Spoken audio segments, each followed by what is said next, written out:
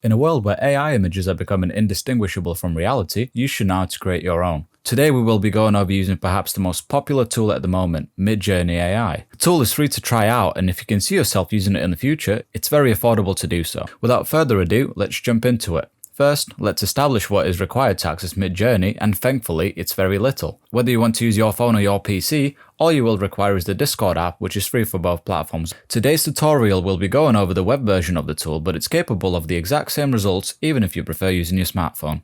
The latter is a great addition as it allows you to create content while on the go. So to get the Discord app, all you need to do is go to discord.com and click the download button. Once it's downloaded, open it up, and I'm sure you've been over this process before, so we trust you to go ahead and install it. Go to midjourney.com and click join open beta. After that, it should take you to this page. Click accept invite and your browser should then ask you to open up Discord. Boom, you're in. We would recommend you visit the getting started server as it has instructions there. Once you've familiarized yourself with these, we can now go ahead and start using this incredible tool.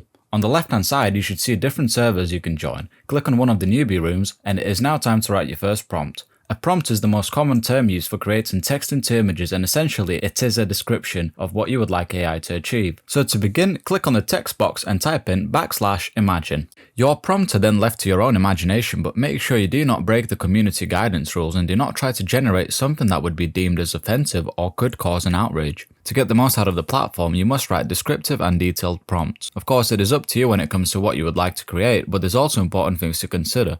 There are many things you can do: set the scene, lighting, or even choose to replicate a specific professional camera that you would like AI to imagine your prompt through. Here's an example prompt for a portrait of a Morse god. So within this prompt, we have a detailed description of who is to be in the portrait, we have specified the lighting, and we have chosen the most commonly used lens for portraits. We also specify that we want this to be realistic and high quality. We have entered our prompt and it's given us 4 different portraits to choose from. This brings us to our next step.